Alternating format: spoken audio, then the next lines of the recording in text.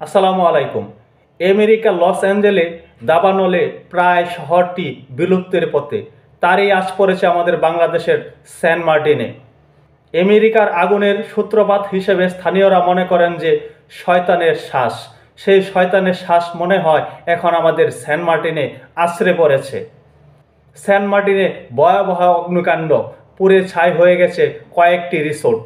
আমাদের বাংলাদেশে সাম্প্রতিক সময়ে এই অগ্নিকাণ্ডের ঘটনা প্রায়শই ঘটছে। কয়েকদিন আগে আমাদের বাংলাদেশের সচিবালয়ে অগ্নিকাণ্ডের ঘটনা ঘটেছিল। তা নিয়ে ব্যাপক আলোচনা সমালোচনা, একে অপরকে দোষারোপ ইত্যাদি ইত্যাদি আমরা অনেক কিছু দেখেছি। কেউ বলছিল আওয়ামী লীগ আগুন ধরিয়ে দিয়েছে, কেউ বলছিল উপদেষ্টা বা সমন্বয়কদের পক্ষ থেকে কেউ আগুন ধরিয়ে দিয়েছে, কেউ বা বলছিল এখানে কুকুর দিয়ে আগুন ধরিয়ে দেওয়া হয়েছে, কেউ তো আবার সন্দেহ করেছিল কবুতর দিয়ে আগুন ধরিয়ে দেওয়া হয়েছে। আমরা অনেক নাটকে দেখেছি এই আগুন নিয়ে মনে হচ্ছে নতুন করে একটি খেলা চলছে আমাদের বাংলাদেশে। এই সন্দেহটা অনেকেই করছেন। পাহাড়ে আগুন, সচিবালয়ে আগুন, সেন্ট মার্টিনে আগুন। আমরা জানি সেন্ট মার্টিন এই মুহূর্তে পর্যটকদের জন্য নিষিদ্ধ, সেখানে কোনো পর্যটক যেতে পারে না। বাংলাদেশ পরিবেশ মন্ত্রণালয় থেকে বলা হয়েছে সেন্ট মার্টিনের পরিবেশ বিনষ্টর হাত থেকে বাঁচানোর জন্য এই উদ্যোগ নেওয়া হয়েছে। যখন সেন্ট মার্টিন ভ্রমণে নিষেধাজ্ঞা দেওয়া হয় তখন কিন্তু অনেকেই বলা বলি করছিল, টপ অফ দ্য কান্ট্রি হয়ে গেছিল একটি আলোচনা, সেটি হলো সেন্ট মার্টিন আমেরিকাকে দিয়ে দেওয়া হচ্ছে, আমেরিকার দখলে যাচ্ছে সেন্ট মার্টিন। 2 দিন আগে একটি গুজব ছড়িয়েছিল যে সেন্ট মার্টিন দখল করে নিয়েছে আরাকান আর্মি।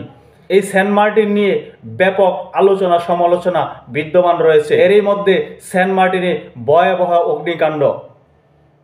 এটি কিসের ইঙ্গিত? কেউ কি আগুন নিয়ে খেলা করছে? না হলে সেন্ট মার্টিনে আগুন, সচিবালয়ে আগুন, পাহাড়ে আগুন, এরকম ঘটনা কেন ঘটবে? কোনো গোষ্ঠী কি আমাদের বাংলাদেশকে ইচ্ছাকৃতভাবে ধ্বংসের দিকে ঠেলে দিচ্ছে? তারা আগুন নিয়ে খেলছে? এই প্রশ্নটি কিন্তু এখন জনমনে দেখা দিয়েছে। সেন্ট মার্টিন বিষয় নিয়ে অনেকেই উদ্বিগ্ন। এরই মধ্যে অগ্নিকাণ্ডের ঘটনা। মঙ্গলবার দিবাগত রাত 2:30টার দিকে দ্বীপের পশ্চিম সৈকতের গলাচিপা এলাকায় এই অগ্নিকাণ্ডের সূত্রপাত হয়, জানিয়েছেন সেন্ট মার্টিন দ্বীপ ইউনিয়নের চেয়ারম্যান মুজিবুর রহমান। তিনি জানান, গভীর রাতে হঠাৎ করে দ্বীপের পশ্চিম সৈকতের গলাচিপায় শাইরি রিসোর্টে আগুন লাগে। এরপর মুহূর্তে চারদিকে ছড়িয়ে পড়ে আগুন। এতে শাইরি, বিচ বেলি ও কিংশুক রিসোর্ট পুড়ে ছাই হয়ে যায়। এখানে 3টি রিসোর্ট পুড়ে ছাই হয়ে যায়। সব মিলে 30টি কক্ষ আগুনে পুড়ে ছাই হয়ে যায়।